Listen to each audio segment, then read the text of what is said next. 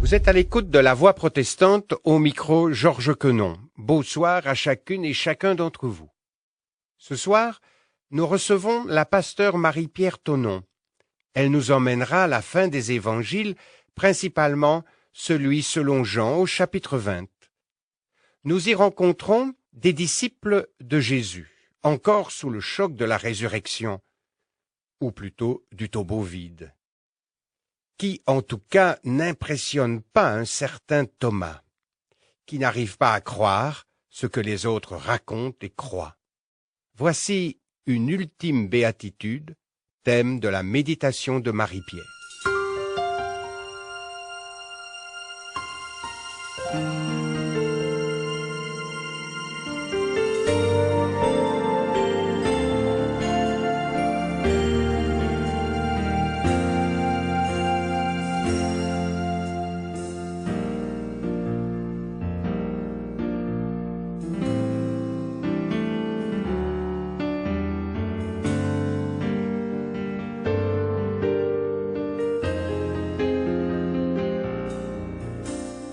La paix soit avec vous.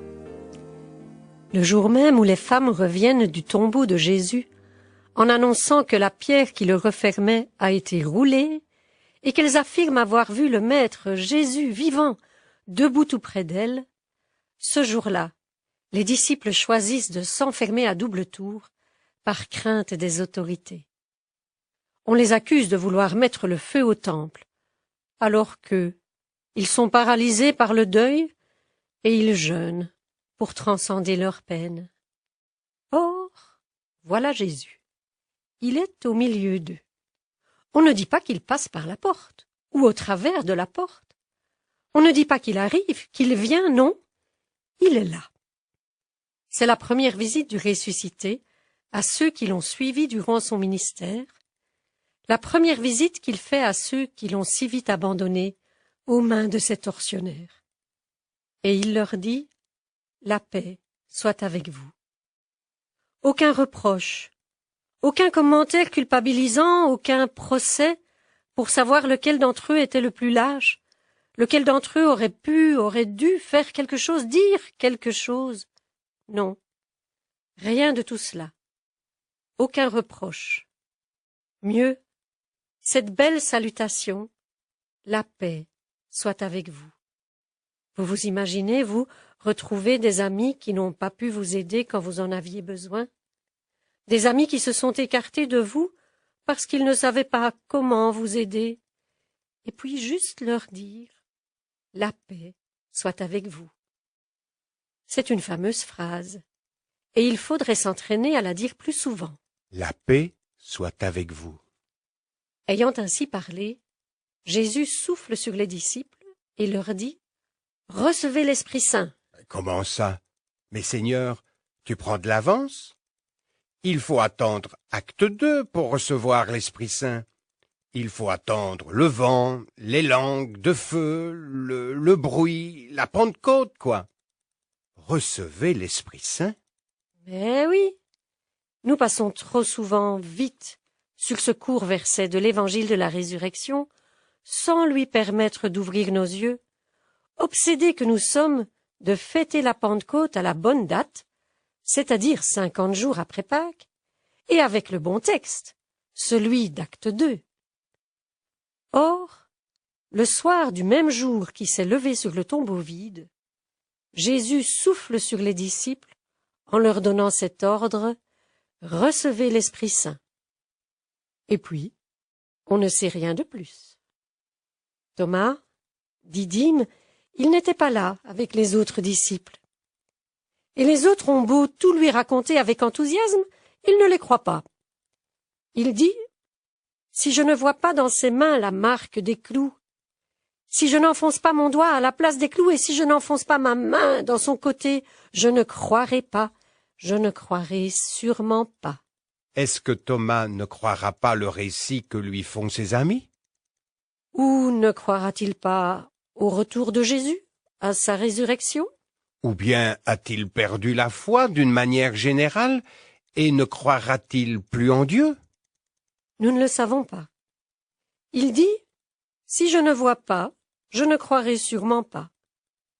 Voilà donc Thomas qui bloque. Il bloque, mais il reste quand même avec tout le groupe. On peut tout imaginer, le texte ne nous donne pas de détails. Reste-t-il pour être en sécurité avec les autres? Par habitude? Pour finir le deuil avec les autres? Ou parce qu'il n'a pas d'autre endroit où aller? Ou bien peut-être parce qu'il lui reste quand même un peu de cette folle espérance. En tout cas, il reste toute la semaine avec les autres.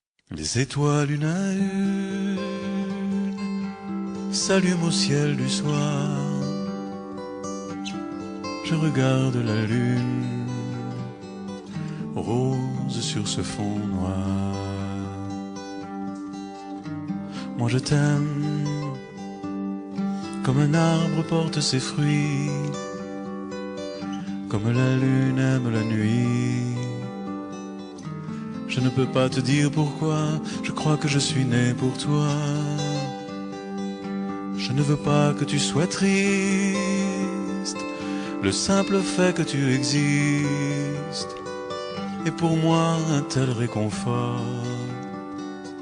J'ai besoin que tu m'aimes encore. Moi je t'aime comme un volcan sort du sommeil,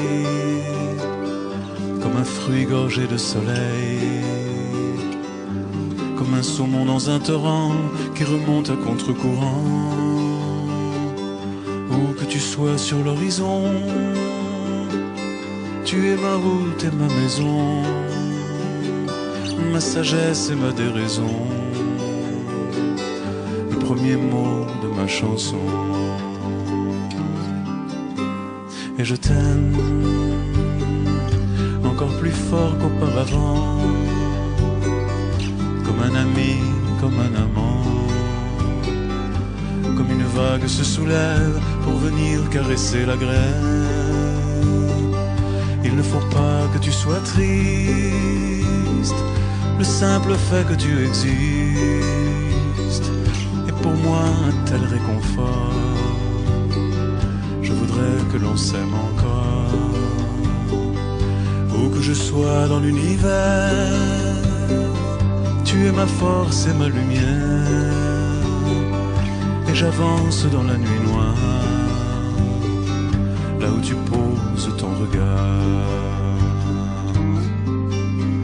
Moi je t'aime comme un arbre porte ses fruits, comme la lune aime la nuit. Je ne peux pas te dire pourquoi, je crois que je suis né pour toi.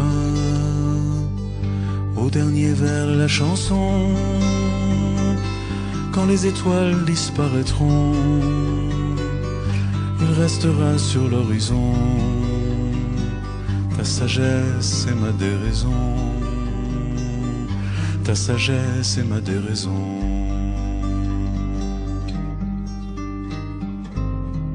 Thomas reste avec les disciples pendant toute la semaine qui suit la résurrection. Il reste avec ses amis, il reste aussi avec son doute. La paix soit avec vous. Revoici Jésus, encore lui. Il s'adresse tout de suite à Thomas comme s'il n'était revenu que pour lui, comme s'il fallait absolument et rapidement retoucher le cœur de ce disciple-là, comme s'il était très important que l'équipe soit au complet dans sa joie, dans son enthousiasme, dans sa foi. Ne sois pas incrédule, ne sois pas sans foi, dit Jésus à Thomas, mais deviens un homme de foi. On se souvient des béatitudes. Heureux les pauvres en esprit, car le royaume des cieux est à eux.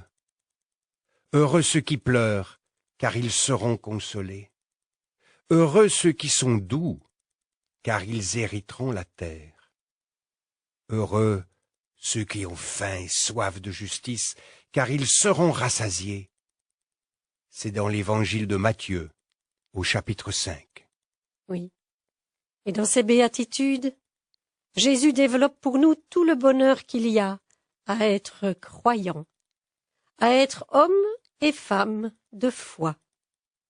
Dans le chapitre 20 de l'évangile de Jean que nous évoquons aujourd'hui, nous ne le remarquons pas forcément, mais il y a encore une béatitude de l'extrême, qui vient appuyer le mystère de la résurrection, une béatitude ultime que Jésus délivre à l'ultime disciple Thomas, celui qui reste avec un dernier doute. Heureux ceux qui croient sans avoir vu. Jésus s'adresse à Thomas et l'invite à la foi. Pourquoi? Pour lui reprocher quelque chose? Pour le culpabiliser? Pour l'embrigader? Non, il l'invite à la foi pour qu'il soit heureux. Aujourd'hui, le non-croire nous est présenté comme la norme, comme le fondement sur lequel certains originaux peuvent, s'ils le souhaitent, ajouter un zeste de spiritualité, pour autant qu'il ne dérange personne. Ne pas croire, surtout ne croire en rien, ne pas s'encombrer de foi, c'est la recette d'un soi-disant bonheur moderne et civilisé. Le non-croire normatif va jusqu'à prétendre être un signe d'intelligence. Le non-croire aimerait bien que tous les gens mettent leur foi en lui. Jésus, lui, il n'invite pas seulement à l'intelligence, il invite aussi et surtout à une heureuse rencontre entre l'homme et Dieu, une rencontre qui en vaut la peine. Heureux ceux qui croient sans avoir vu. Cette phrase, dès aujourd'hui, elle pourrait être notre viatique, elle devrait être notre viatique. Sachant qu'un viatique, c'est une provision pour le voyage. Oui, nous devrions l'avoir en tête, en réserve, cette interpellation du ressuscité. À chaque instant, dans nos gestes du quotidien, pour nous-mêmes d'abord, et puis, si l'occasion se présente, pour ceux que nous côtoyons. Au cours du voyage de notre vie, nourrissons-nous de ce viatique que Jésus nous propose. La paix soit avec toi. Ne sois pas incroyant, ne sois pas sans foi. Donne-toi la permission de croire. Et quoi qu'en pensent les autres, quoi qu'en disent les autres, toi, sois heureux, sois heureuse de croire sans avoir vu.